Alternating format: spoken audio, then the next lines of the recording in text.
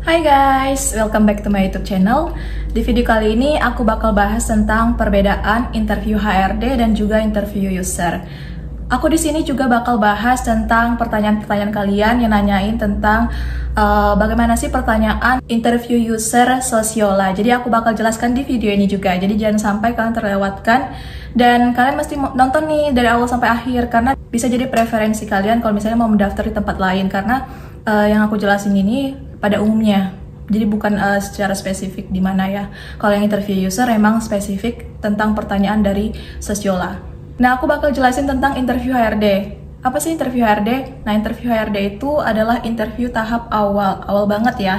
Jadi mereka itu pengen nyocokkan antara CV kamu dan yang kamu jelaskan saat interview. Jadi jangan sampai yang kalian jelasin itu berbeda dengan CV kalian. Di interview HRD ini biasanya mereka akan menanyakan beberapa pertanyaan. Yang pertama, mereka minta untuk kalian perkenalkan diri kalian. Kalian harus jelaskan nama kalian, terus kalian bilang kalian lulusan dari mana, kuliah di mana, jurusan apa, terus kalian tambahkan dengan pengalaman kalian apa aja. Jelasin secara detail, jadi bukan cuma jelasin subtitle kalian itu jadi apa, tapi penjelasan tanggung jawab kalian juga dijelasin.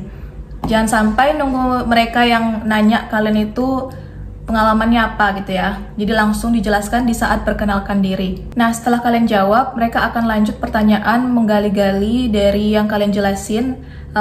Misalnya dia nanya tentang pengalaman kalian ini, kalian ngapain aja nih di sini selain itu, tanggung jawab kalian yang di luar itu gitu.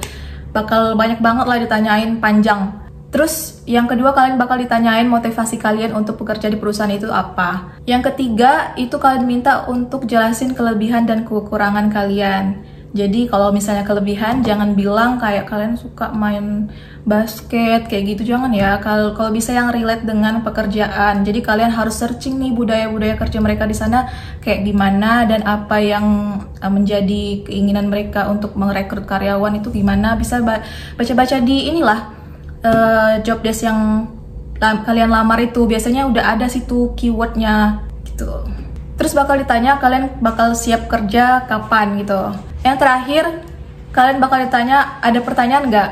Nah di sini kalian jangan nanya gaji karena nanya gaji itu pada interview user. Jadi interview HRD ini mereka nggak akan jawab pertanyaan kalian tentang itu, malah bikin malu gitu ya.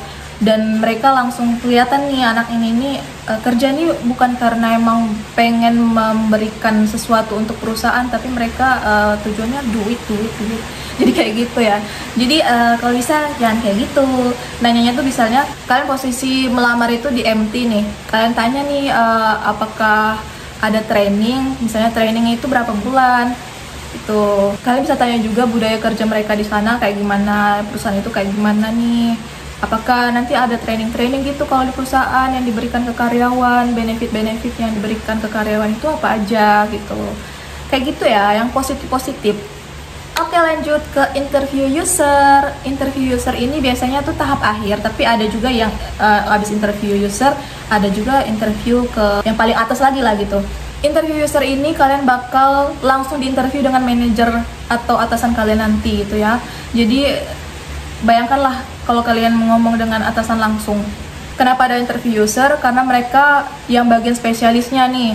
Mereka ingin tahu kemampuan kalian secara teknis, skill kalian. Apakah benar-benar kalian nih benar-benar bisa nih. Karena kalau HRD yang nguji mungkin pertanyaannya masih kurang dalam. Kalau di interview user lebih dalam gitu. Oke. Aku lanjut nih ke interview user Sosiola. Aku waktu itu daftar tim leader. Nah, aku masuk di tahap interview user ya. Dengan basic aku pengalamannya sebagai store supervisor. Jadi pertanyaan-pertanyaan itu ya seputar itu ya. Oke, kita mulai aja. Yang pertama aku diminta untuk perkenalkan diri. Seperti biasa, lanjut aku ditanya, boleh ceritakan nih pengalaman yang kamu punya berdasarkan CV kamu. Terus katanya, berdasarkan pengalaman kamu sebagai supervisor, bagaimana sih cara kamu menghandle karyawan kamu? Berapa karyawan yang udah kamu handle? Wow, ngeri. Lanjut dia nanya berapa target KPI di perusahaan kamu sebelumnya. Nah, aku jelasin lah panjang lebar ya. Terus mereka nanya nih, kamu tahu nggak sih istilah basket ring? Nah ini yang relate dengan Sosiola ya, udah mulai relate ke Sosiola. Buat kalian yang nggak tahu basket ring itu apa, aku bakal jelasin. Jadi basket ring itu kayak keranjang belanja. Lihat nih target yang diberikan per keranjang kepada beauty advisor itu berapa. Jadi dia nanya kayak gitu, kalian misalnya kalau jadi team leader, kalian bakal ngasih target berapa nih ke BA. Misal nih 3 produk itu jumlahnya 100.000 per orang, gitu ya. Terus lanjut, kan team leader ini kan kayak perwakilan manajer lah, kayak assistant manager. Biasanya kan kalau misalnya lagi nggak ada assistant manager, ya team leader yang dipakai oleh manajer. Nah kalian ditanya nih, kalian bisa nggak nih mengoperasikan komputer, bisa nggak ngerti nggak Excel, dan rumus apa sih yang kalian tahu dari Excel itu yang biasanya kalian pakai. Oke lanjut, mereka akan nanyain istilah apa yang kalian tahu tentang dunia retail. Nah ini aku kasih bocoran aja ya. Yang aku tahu tentang dunia retail itu adalah UPT, itu unit per transaksi. Terus basket size itu adalah tiap BA atau beauty advisor harus ada target satu orang, misal 3 produk. Nah ada lagi NCL, itu tidak boleh ada usaha jual skincare. Terus NBA yaitu data yang diakses di toko tidak boleh disebarkan. Nah itu istilah-istilah di dunia retail di Sosiola gitu ya, kalau misalnya kalian ditanya kayak gitu. Lanjut, ditanya apakah kamu tahu job desk dari team leader, coba jelaskan. Nah ini jawaban aku kemarin, singkat aku ya. Aku bilang team leader itu memimpin beauty advisor serta bertanggung jawab atas berjalannya operasional store dan bla bla bla, lupa juga gue. Lanjut, mereka nanya alasan kamu ingin bekerja di Sosiola dalam kurung dunia retail. Nah kalian harus tahu nih, bukan masalah kalian alasan kalian pengen kerja Sosiola ya, lebih ke dunia retailnya. Kenapa kalian pengen masuk kerja di dunia retail? Kalian harus cari tahu pertanyaan itu, karena sejauh ini aku mendaftar di dunia retail, memang bakal ada pertanyaan itu, kenapa kalian pengen kerja di dunia retail gitu ya. Agak sulit, tapi kalian harus cari tahu sendiri, itu adalah tugas kalian. Karena kita kan punya pemikiran yang berbeda-beda, jadi siapa tahu penjelasan kamu itu lebih detail, lebih panjang, lebih oke. Terus ditanya juga nih, kamu tahu informasi tim leader itu dari mana? Ya jawab jujur aja, aku dari LinkedIn sih. Terus juga mereka nanya kelebihan dan kekurangan kita apa aja.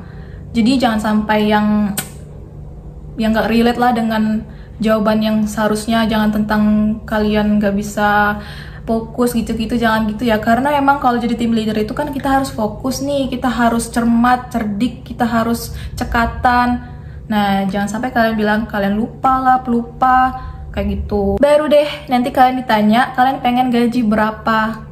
Nah sebisa mungkin kan kalian pasti tahu nih, mereka tahu juga nih gaji kalian di perusahaan sebelumnya berapa. Nah kalau bisa kalian jangan sampai di bawah gaji kalian sebelumnya. Kalau bisa ya pas-pasan atau di atas gaji kalian sebelumnya, karena bakal dipertanyakan juga nih. Jadi jangan insecure duluan. Kalau bisa kalian cari di internet untuk gaji tim leader itu berapa gitu-gitu ya. Jadi sampaikan sejujur-jujurnya gaji yang kalian pengen berapa, tapi ya sesuai standarnya lah, jangan ketinggian. Terus mereka bakal nanya nih, kamu siap nggak kalau kerja minggu depan? Gila loh, gue waktu itu ditanya kayak gitu dan gue masih kerja di perusahaan gue sebelumnya sebenarnya. Terus gue bilang nggak bisa, gue bisanya kerja itu sebulan kemudian. Nah karena mereka butuh secepatnya, jadi aku nggak ngambil ya guys. Sangat tidak bisa, karena emang kalau di kerja sebelumnya itu harus 1 month notice, dan sedangkan mereka ini pengennya cepet. Jadi makanya kalau misalnya kalian pengen daftar dimanapun itu, kalian benar-benar pastiin kalian udah ngajukan resign atau kalian udah resign.